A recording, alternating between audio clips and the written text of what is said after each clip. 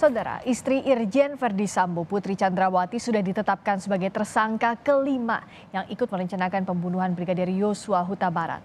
Polisi menyebut bukti keterlibatan Putri Chandrawati diperoleh dari rekaman CCTV. Putri dinilai dari awal tahu rencana pembunuhan Yosua dan ikut skenario yang sudah disiapkan Verdi Sambo. Mengapa Putri Chandrawati ikut skenario Verdi Sambo? Kita terhubung dengan Nelson Simanjuntak, pengacara keluarga Brigadir Yosua, dan Neva Claudia Meliala, ahli hukum pidana Universitas Katolik Parahyangan, Bandung. Selamat petang, Bung Nelson, Mbak Neva. Selamat petang, Mbak. Selamat petang. Saya ke Bung Nelson dulu. Karena kan ada yang terbaru nih, hasil otopsi kedua dianggap tidak ada luka penganiayaan, tapi adanya luka tembak. Tanggapan Anda? Bung Nelson, suaranya belum terdengar, mungkin masih di mute, coba diperbaiki kembali. Oke, kita perbaiki dulu komunikasi dengan Bung Nelson, tadi sempat dicek sudah ada suara tapi hilang. Saya ke Mbak Neva dulu. Mbak Neva, kalau ke Mbak Neva soal peran Putri Chandrawati. Kabarreskrim terakhir menegaskan bahwa Putri ini ada di lokasi. Tahu saat adanya perencanaan pembunuhan, adanya tawaran terhadap Eliezer sejumlah uang, lalu juga mengikuti skenario Verdi Sambo. Dengan peran ini, unsur mana, unsur pidana dari pembunuhan berencana mana yang terpenuhi? Kalau akhirnya polisi, penyidik menetapkan Putri ini sebagai tersangka. Baik, spesifik bicara soal ketentuan pasal 340 KUHP ya terkait pembunuhan berencana. Unsur prinsipil yang kemudian membedakan ketentuan pasal 340 dengan 338 itu kan tadi yang disebutkan Mbak Farisa ya, soal ada perencanaan terlebih dahulu. KUHP tidak memberikan penjelasan lebih jauh, berarti kalau kita mengacu pada memori Pantul Listing, penjelasan KUHP juga doktrin dalam ilmu hukum pidana, dengan rencana terlebih dahulu itu dijelaskan bahwa dia punya waktu yang cukup untuk kemudian merencanakan, berpikir dengan matang gitu ya. Bahkan konsekuensinya dia punya waktu yang cukup sebetulnya untuk mengundurkan diri ketika membatalkan niatnya melakukan pembunuhan gitu. Jadi itu unsur yang kemudian harus dibuktikan. Tapi yang juga menjadi catatan di luar ketentuan 340, kita tidak bisa melepaskan dari ketentuan pasal 55 atau 56 KUHP yang kemudian dijungtokan gitu ya. Terkait dengan peran Putri, nanti kita akan lihat fakta yang akan berkembang ke depannya akan seperti apa proses hukum lanjutan. Karena kalau kemudian 55 atau 56 ini sifatnya alternatif kan ya Mbak. Jadi kalau dia kena pasal 55 penyertaan, menurut hemat saya ada beberapa kemungkinan ya. Bisa masuk ke turut serta, atau bisa juga masuk ke menggerakkan, membujuk, atau menggerakkan atau membujuk melakukan tindak pidana. Tidak lepas tentu dari peran FS ya, dalam hal ini pihak yang juga sangat sentral. Masuk juga bisa masuk dalam kualifikasi pembantuan ketentuan pasal 56. Nanti kita lihat karena akan sangat tergantung faktanya seperti apa gitu. Kalau dia mau dimasukkan dalam kualifikasi turut serta, secara teori harus dibuktikan bahwa ada sikap batin yang sama, dalam artian mereka memang bersepakat untuk melakukan tindak pidana pembunuhan. Kemudian yang kedua juga ada kerjasama yang erat yang terjadi, itu harus dibuktikan. Kemudian kalau mau pakai menggerakkan atau menganjurkan atau membujuk juga harus dibuktikan bahwa ada tindakan membujuk atau menggerakkan yang dilakukan yang dalam konteks ini dibatasi ketentuan pasal 55 ayat 1 kedua ya. Kalau tadi dalam tayangan disebutkan ada menjanjikan sejumlah uang ya, ini dengan disclaimer faktanya itu yang berkembang di media nanti kita lihat. Nah kalau itu terbukti tentu di sana ada salah satu unsur yang digunakan dalam ketentuan pasal 55 ayat 1 kedua untuk menggerakkan atau membujuk atau menganjurkan melakukan. Tadi saya bilang juga tidak lepas dari peran FS. Mungkin itu ya, kurang lebih seperti itu. Itu tidak bisa dilepaskan juga dari peran Verdi Sambo begitu ya, Neva. Tapi tadi kalau dari keterangan Kabarreskrim bahwa Putri ini ada di lokasi, meskipun bukan seperti Ricky Rizal atau Eliezer yang menembak begitu, menembak langsung Brigadir Yosua atau digunakan senjatanya, tapi ada di lokasi tapi tidak melakukan apa-apa, bisakah ini artinya dikenakan delik pembiaran begitu? Mungkin kalau dikaitkan dengan delik pembiaran bisa ya, dalam teori disebut sebagai delik omisi, dia tidak melakukan apa-apa tapi dianggap sebagai melakukan tindak pidana. Tapi mungkin dikaitkan dengan konteks pasal 56 yang bicara soal pembantuan juga. Pembantuan didefinisikan sebagai memberikan keterangan, sarana atau kesempatan sebelum atau saat tindak pidana dilakukan. Walaupun konsekuensinya kalau pasal pembantuan yang dikenakan ancaman pidananya lebih ringan ya, dikurangi 1/3 berdasarkan ketentuan pasal 57, atau kalau dalam konteks pasal 340 yang terbukti mungkin maksimum di 15 tahun, itu ada di ketentuan pasal 57 ayat 2 KUHP. Jadi kalau turut serta atau pembantuan ada peran aktif begitu ya, nanti kita akan lebih bahas lebih detail lagi soal ini. Bung Nelson sudah terhubung lagi ya Bung Nelson ya.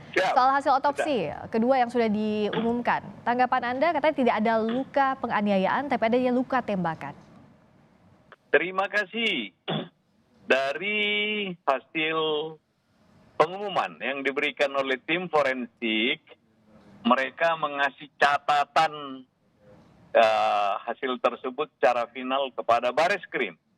Dan kepada media, catatan tersebut yang bisa terungkap, ada beberapa poin yang bisa kami tangkap tidak jauh berbeda dari hasil yang kita ikut otopsi bulan lalu. Antara lain, kita mengirimkan 2 orang dokter medis dari keluarga. Catatan itu sudah kita buat akte notaris dan sebagian kita pernah umumkan, yaitu 1, ada 5 tembakan, ada 4 luka-luka lainnya.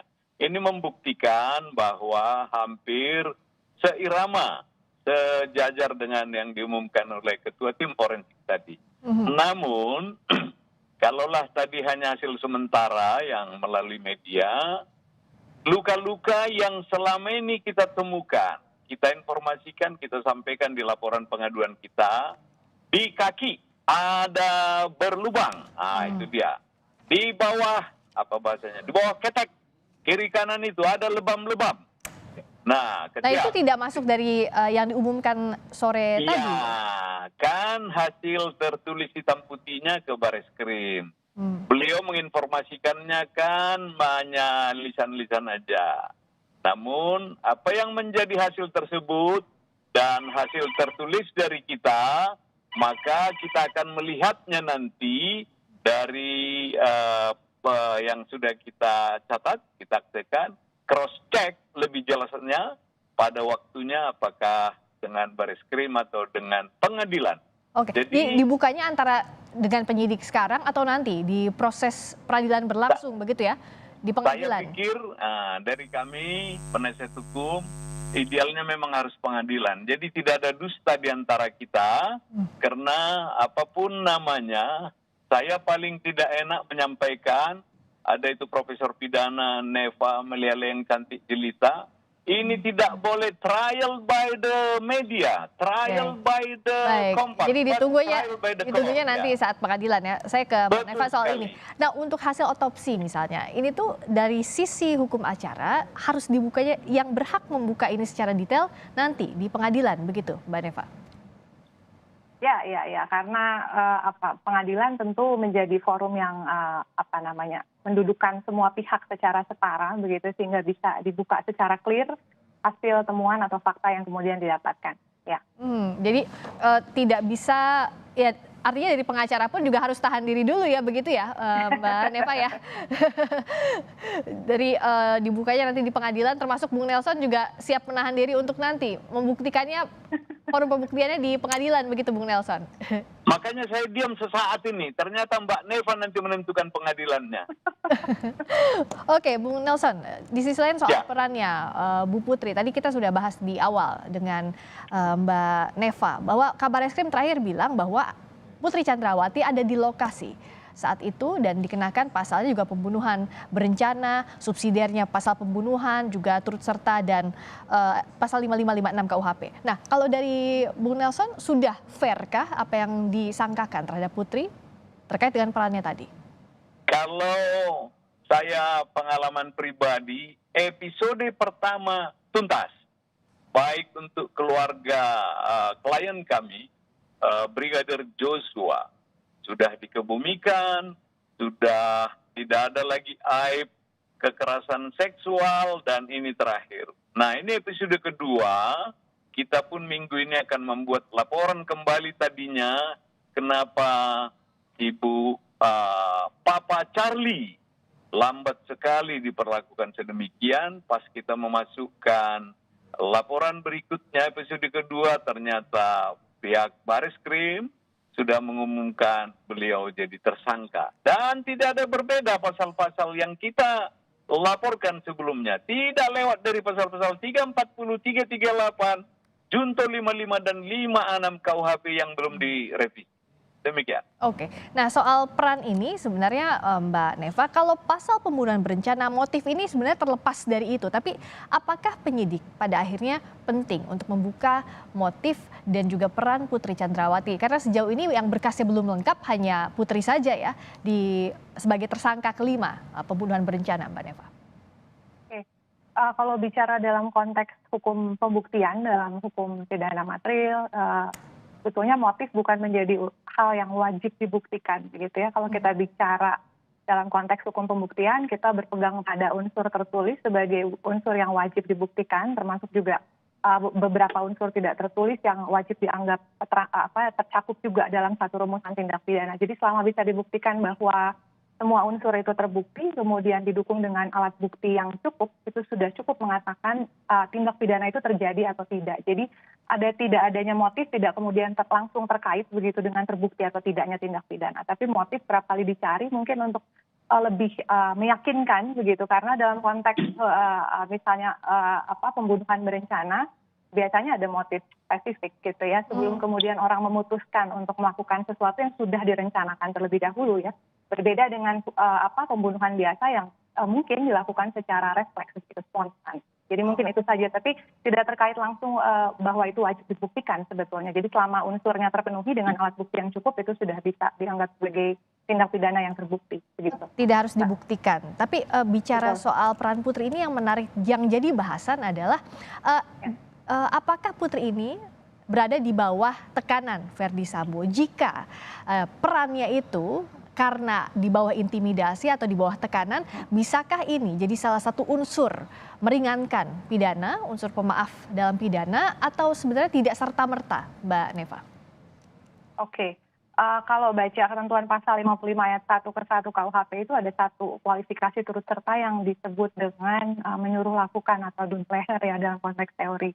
Kalau terbukti bahwa dia hanya pihak yang disuruh ini dijelaskan lagi dalam teori sebagai situasi di mana dia misalnya salah satunya saja itu ya di bawah tekanan, sehingga dia tidak diharapkan untuk mampu melakukan perlawanan. Nah, jadi sedemikian kuat ancaman secara fisik atau psikis dia tidak berdaya, itu bisa menjadi bukan alasan meringankan, bahkan alasan penghapus pidana, alasan pemaaf. Ya, jadi sikap batinnya dianggap terganggu begitu, sehingga dia tidak dalam kesadaran penuh untuk melakukan itu.